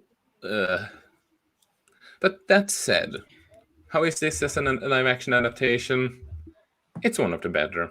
But like Christian said, it doesn't say much when you have the Netflix Death Note, the live action Attack on Titan, or the live action Kite movie, or, well, what have you. Or the live action Devilman Crybaby. That one is truly horse shit, but that's besides the point. Oh, my wife. But yeah, I have seen some rough live action adaptations. But anyway, the live action anime adaptation can work. It's all about the property, the approach, and the budget. And sort of like, in essence, Cowboy Bebop could work in terms of budget and essence and how it is as a show. But for me, it's like a 5 because as much as they did right, it did as much wrong in my book. But the future anime adaptations, it would all be. I argue that it all depends on what properties that they would do from here on out. But I will say this: if they nail One Piece, I will be really happy. But maybe they should stick to the more grounded part. I mean, Andy Muschietti is supposed to do an Attack on Titan live action movie, and I'm just thinking here, how the hell are you doing a live action Attack on Titans that isn't a 200 million blockbuster, and not are at the same time? That's just how do you think it through, Warner Brothers? But oh well, I'm just mixed about the live action adaptation because it can work, it cannot work. It just, I dare argue that it's harder to adapt animes in some fashion and video games, but that's another topic for another day. Oh yeah, video game movies is a whole other hole to go into. Like that's another beast to tackle. Yes. But yeah, very well said. And man, 5 out of 10. Our guy said I'm going half and half, bro. But yeah, I think you're right in that it does depend on the property. It seems like Netflix is going for as major as they can get. So obviously, My Hero's off limits, Naruto's off limits, but they're reaching out for Dragon Ball. Yu Hakusho. Yeah, Dragon Ball. Please don't do another Dragon Ball. Please no. At the Evolution, another. If you want to see a good live action adaptation, watch the Ronnie Kenshin movies on Netflix. Yeah. They are damn good. So good. I hear they're good. Yeah. Because that's more. And there's also a good Dragon Ball movie out there. It's called Shang-Chi and the Legend of the Ten Rings. Really good. Watch yes, it is. My man. Little indie movie. Little indie movie. I don't know if anyone's seen that one. You got that power pole action going on? Heck yeah. Yeah. Power pole extends. And he does do a Kamehameha, and there's a reference to the Kamehameha. There is. Look, so there you go. People said that this would make a Dragon Ball Z film work, and I'm like, don't even touch it. We just need Shang-Chi. That's it. Just don't. But I myself did say, look, I don't want him to do it, but if they do it, clearly it can work. That's all I'm saying. I don't even want that property touched. Now, if they want to go Dragon Ball. That's a conversation for another day. They did. It's called Dragon Ball Evolution. No. We don't talk about that. That's trash. I don't even like Dragon Ball. We don't talk about that. You don't like Dragon Ball? Like the anime series? Let's keep going. Okay. He's trying to move past that. Hold on. All right. Topic for the next one of my friends doesn't like the anime of Dragon Ball either. He says the animation is dated. I was like, see, we got to move past all that. I agree. Elliot, save us from this. Save us. Please save us. Okay. Yeah, I mean, I don't have much of a history with live action anime. I think this came up when we had our episode on live action adaptations. So the only one closest to anime that I've had is Shyamalan's Airbender, and that was goddamn awful. So for me, this is obviously going to rank higher than that. It's kind of, impossible for it not to, I guess. But I suppose it does kind of, it gives me hope with what Netflix are doing with their upcoming Airbender adaptation. So it's kind of, and also the castings that have come out. It's got me excited for that now, I think.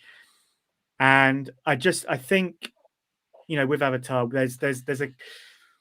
there's a cleaner style for them to adapt compared to Cowboy Bebop. I think, Bebop's got, it's far more, it's a harder adaptation than Avatar is, I think. I think Avatar, it kind of fits in that fantasy realm with things like Shadow and Bone, which, Netflix have already done. So, yeah, I think they'll have an easier time with it in comparison. So, yeah. I look forward to what comes next. Yeah, well said about Avatar. It does have an adaptability to it. It's very fantasy in nature, so that it allows. It's just the story, the characters allow for a more live action setting than say Cowboy Bebop, where you're in a spaceship throughout most of the series. Exactly. It can be a little tough, and characters are so like the hairstyles even are just. I mean, things are just so anime that it's like it can be kind of hard for a lot of those aspects. Question hit it well earlier with Edward. It's like, oof, she's all over the place. How do you handle that character? It's hard, man. It's anime for a reason. That's all. Like, there's so much more you can do with the animation. Like with One Piece, like there's a lot of big moments in that show. It's like, how are you going to pull that off live action? I just don't like know how Gum they're gonna do Gum, anything Gum Gum. I'm like, oof, please get this right. I don't know, man. A little worried about that Gum Gum Rocket stuff. I think it could come across a little weird. Well, it's like, because wasn't there supposed to be an adaptation of Akira in the works as well? And you just, you look at that, and I'm just like, still is. Was it Taika Waititi directing as well? I believe so. He Yeah, dropped from it. Yes, he's dropped out from it last time I checked. Oh, right. And, I mean, I'm kind of producers. glad that he has. I just don't know that his style of directing works with Akira, like the way he is as a storyteller. It's they seem very juxtapositioned there, but I think just you have to take. I think if you're going to adapt anime, Christian's right. You've got to take them all. I think we've all said it as well. Just take the more grounded shows. Isaac said it as well. Like, it'll be a lot easier. Right, with the easier stuff, and then ease into the grandiose, bigger fantasy stuff a little later. All right, Mike, what you think, man? Does this help your anticipation for future adaptations? What you think? It doesn't move the needle at all. Ooh, because, like, we have the movie that we don't talk about because there's no Avatar film in Ba Sing Se. Then we have Dragon Ball Evolution, which we don't talk about again. And it's like, compared to those, this is, by far and away a masterpiece, right? But then it still, again, it misses the point of Cowboy Bebop. It's a fun show. It's just not a good adaptation, in my opinion, of the anime Cowboy Bebop. And so I still have that fear a little bit of like, we've moved past the point of it looking bad. The show looks fine. So we moved past that, but it's like, will you understand the characters? Will you understand the world that you're building? Because like, Leo, you were talking about how Cowboy Bebop's kind of hard to adapt because of the spaceships and it being set in space. I'd say Avatar is just as hard because we have a flying bison that gets us from each location. And it's like, I don't know if Cowboy Bebop didn't get the budget it needed to actually work. I don't know if Avatar is going to get the budget it needs because I feel Avatar would be harder to nail aesthetically with all the hybrid animals and all the crazy bending powers. Like, Spike is a kung fu master with a gun, and we still made his fight scenes look a little awkward and clunky. So it's very like robotic. Kinda. Yeah, and I don't know if that's John Cho's fault or if they just couldn't film the scene right because we have all these dumb Dutch angles everywhere. But like we have the One Piece that's coming up. It's like Isaac's saying, that's going to be really difficult for them to adapt. Yu Yu Hakusho might work a little bit better. My Hero Academia is probably not going to work at all because remember that's a movie that's coming out eventually. Is that eventually it will, Well, no, like they announced the director. I don't think. Did they? Yeah. At least the director At least the director is used to adapt the manga. He did a Bleach movie, for example, which is pretty good. No. And so, like, this adaptation is fine. Like, if I were to give it a score, it's probably a 6 out of 10. It's not terrible. I didn't love it, but it didn't do anything to make me hopeful for the upcoming adaptations. I am excited for like the Avatar one though, because I feel the creators behind it have real passion for it. And I feel like they're going to do the best they can. But I also wouldn't be surprised if it ends up like Bebop, where aesthetically it's there. The spirit is kind of there, but it's still not quite right. And it's kind of uncanny valley a little bit. Have you seen Shadow and Bone, Mike? No, I haven't. Because the VFX, So was it the VFX director on that? He's come across to do Avatar, and the VFX on that, and they have creatures and stuff as well. So it might be worth a look so you can gauge what the VFX might look like for Avatar, because I think they did an incredible job over on Shadow and Bone. So it's also just a really good show. Yeah, it is. Yeah, and I think if Avatar get a budget similar to that, or maybe more, I don't know. I think it will pass. It will pass on that branch anyway. Yeah, awesome. Even the Witcher is also another good example on that front with creatures and the visual aspect of it. Yeah, and budget that is.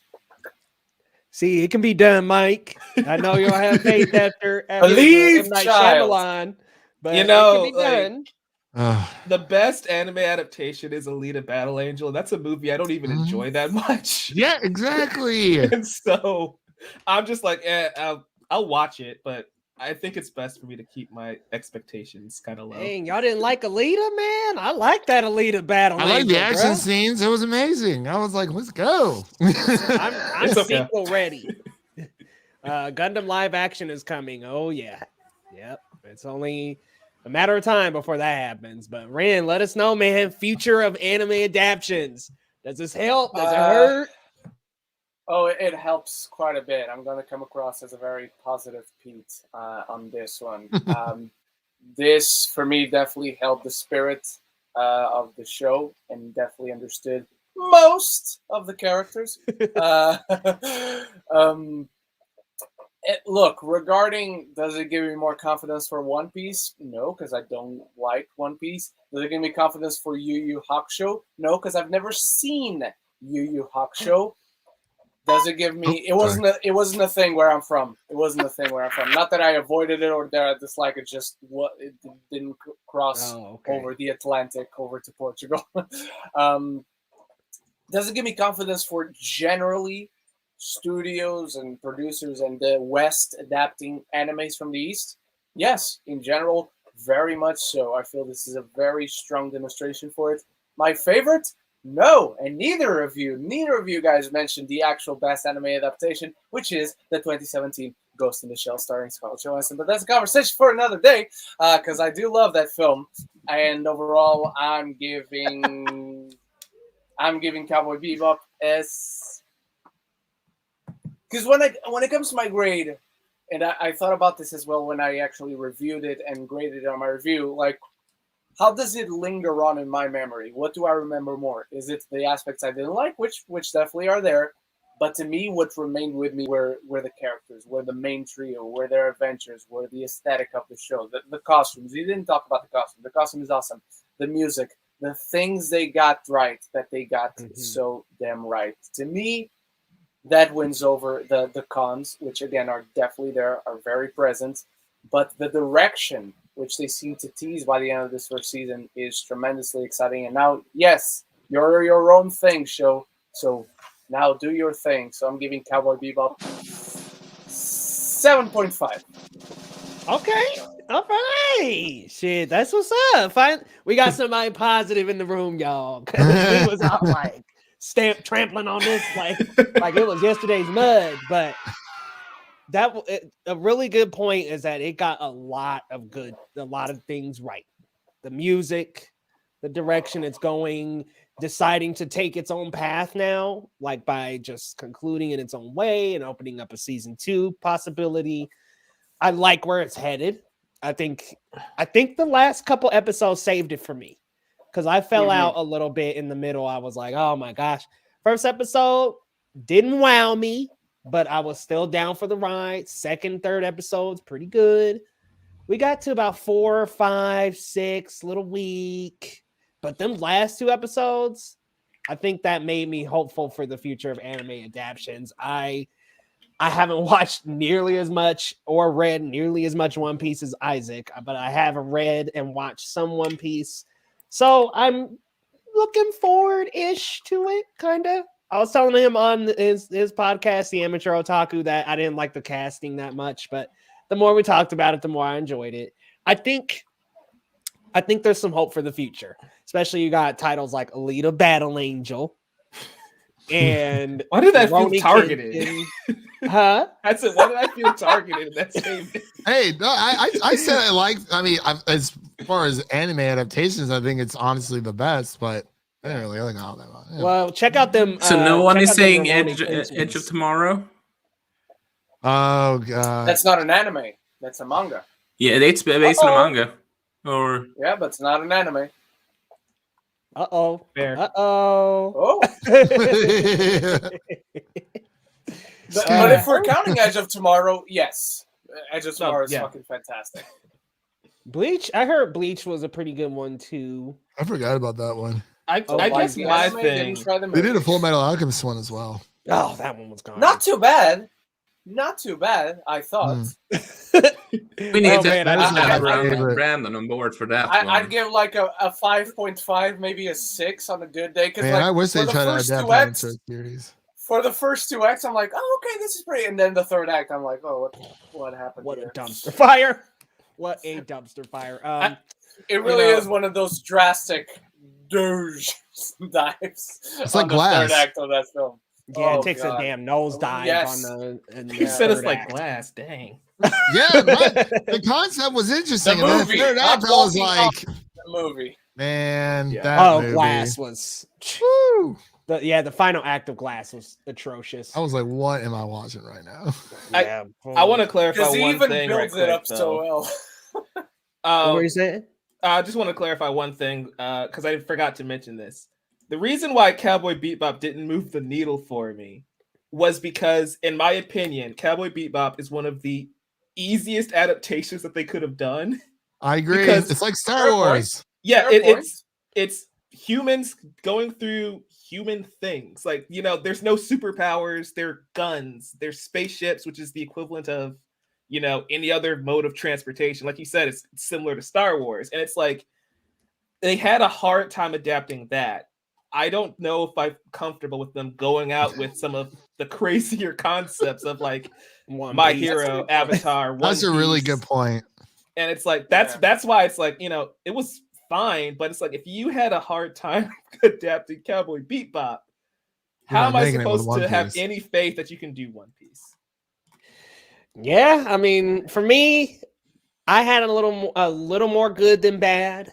Mhm. I liked a lot of the aspects of the Cowboy Bebop live action, and I think that it did set up at least some potential for the future. It's like I said, I don't think hopefully, Avatar. I'm hoping that that's good for the sake of the M. Night stuff, but I'm looking down the line, and I'm, you know, Naruto and My Hero Academia, and I'm just like, okay, the formula's not quite there yet, but I think this is a step in getting the formula right.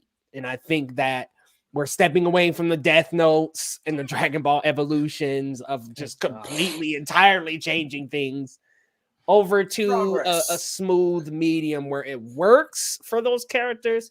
You still have similar traits and personalities in those characters, want to take it in your own direction, and they look like the characters. So I think we're stepping in the right direction, but there's still a little bit too much of something. And I think some of it is, you know, trying to feel larger than life. I think that's okay, but when it becomes a little overacty, maybe not the best. But y'all, I'm going 7 out of 10. I thought it was good, enjoyable. The middle episodes almost had me out. And look, I didn't hate the blackmail line. It was definitely super cheesy though. Like it very unnecessary. And I was like, man, this MILF likes her some jet. Man. But anyway, guys, that'll wrap up and conclude our discussion on Cowboy Bebop. Just go around the room, let us know what's coming up on your channel and where people can find you. Starting with my boy Ren. All right, happy to have done one more of these. Looking forward to whatever is the next episode this week. I don't know what I have this week. I will definitely have some news on a certain musical directed by Steven Spielberg tomorrow, so expect some updates on that. And yeah, this week is very much all a little bit up in the air, but soon enough I'll have a review for Being the Ricardos, which I just watched a few days ago. And every Saturday I have my podcast with my co-host Zach Pope. So if you want to check those out, where we talk about the latest news in movies and answer your life questions, come check us out every Saturday at 7 a.m. PST. Check them out, guys. These guys are awesome. And my man got a crisp new camera angle. Looking good, man. Looking good. Woo! Got the haircut too. Looking fly, Ren. We Right. see you. Growing too fast, man. Because I cut this baby smooth, and it's already as it is. It's already growing back. Yep, you already in that stage, huh? Yeah. All right, Mike, where can the people find you and what's coming up on your platform? Yeah, you can find me at Novice Cinephile on YouTube. The YouTube channel is kind of going on under a remodel right now. So we are going to be back in 2022 in January, launching a bunch of new stuff for the channel. So stay tuned for that. In the meantime, you can catch me over at the Amateur Otaku, where I'm teaming up with Brandon, Leo, Isaac. We've been talking My Hero Academia's manga, My Hero Vigilantes as well, and just doing a lot of reviews. We're going to start covering Attack on Titan that comes back as well, so that's going to be fun. If you want to check my writing, you can check that out at collider.com, webbamentertainment.com, and my personal blog, novicecinephile.com. Nice. Looking forward to that 2022 remodel, bro. That's going to be tight. Gonna be fun. Got some more Fully Cooley coming up? Oh, yeah, definitely. Those are probably launching in a couple of weeks, and then different stuff from there. Tight. Looking forward to it, man. All right, Elliot, Hakuna Matata. Let us know where we can find you and what's coming up on the channel. Yeah, so you can find me across all platforms, Hakuna Matata, that's YouTube, Twitter, and Instagram. Over here, we talk diversity and representation and film and TV. That's my main thing. Hence why I had a bit of a problem with Jet's character. You can see that's the angle I usually go for. Coming up, I am working on some Christmas content. I'm going to be bringing you guys some diverse Christmas films to watch. I think, you know, we have our Christmas films, we have our favorites, our Home Alones, our Die Hards, our Elves, our Grinches. But I'm thinking this year, maybe you'd like to watch something a little different. And so I've dug around to find 6 films that I had never heard of before. And now I've watched 4 of them. I've got 2 more to watch, and then we'll be pumping out some videos on each of those films. So you guys have something different to watch this Christmas. Ooh, is this Christmas on the list? No, it's not. Okay. That's a good Black Christmas movie right there. All right. Thanks, Elliot. Isaac, where can we find you, man? What's coming up? First of all, I need to ask you all, did you hear about the guy whose left side was cut off? He's all right now. But anyway, like Mike said, we have sorry. But anyway, like Mike said, we have My Hero Academia and My Hero Academia Vigilantes collaboration. Me and Brandon and Leo over at Amateur Otaku. Next week, me and the Speedster himself, if I can drag him from the Speed Force, gonna review the Violet Evergarden movie. So that's going to be awesome. And I'm currently working on a couple of reviews that's hopefully getting published this week, which is the Super Mario Party, Shin Megami Tensei 5, and Pokemon Shining Pearl on top of Horimiya, which I work trying to get off the ground for months for whatever reason. But at least 3 other artists close to being done at least. Now, when is Nintendo gonna have a good sale so I can get some new games? This is Nintendo, man. This is Nintendo, bro. You pay $60 for life. They don't do that. They don't do that. You The pay Disney $60 video for life. games, they're not. Sale? They're not. Sale. You might get $10 off if you're lucky. I just have to say, I really hate that I didn't do this whole stream with this Dutch angle thing I was going. It just kind of about works. to- I was looking at that one. I was looking at that. I was like, uh-oh. I get why they did it every time. It actually kind of works. Flashbacks. Don't even. An hour and a half in, I thought, oh, my name should be Hakuna Ma Valentine just for this. Like, you guys have got some cool names going on. Should have been Hakuna Ma Valentine, man. Mike Spiegel. Tilts and camera. All right, Mr. Film Optics down there. What you got coming up, man? All right, so yes, we have a podcast called Film Optics. That is Optics with an X. It's a weekly podcast presenting critics and non-critics a glance into comic book movies, blockbusters, indie films, and everything in between. You can find us on all major podcast platforms at Film Optics. Again, that's Optics with an X. We're going to be covering, we actually didn't get around to Encanto, unfortunately, but we're going to be closing out our Harry Potter's movie series review on December 3rd. Deathly Hallows Part 2 will be dropping on podcast platforms around the internet. And of course, we're going to be covering Hawkeye So, our first 2 episodes of that are up on the podcast as well. And we're going to be starting a new movie series here shortly. You should probably guess what it is, considering how, we're getting a nice 4th movie in that installment already. But that's pretty much it. December, we're pretty much just waiting for Spider-Man at this point. So it's like, other than that, you can follow us on Twitter and Instagram at Film Optics. Again, that is Optics with an X. Leo, thank you so much for having us on. For sure, it's always a great time. Yeah, thanks for coming on, man. Thanks for coming on. But you ain't seeing no Encanto? No, I saw it. It was more so my co-host didn't see it.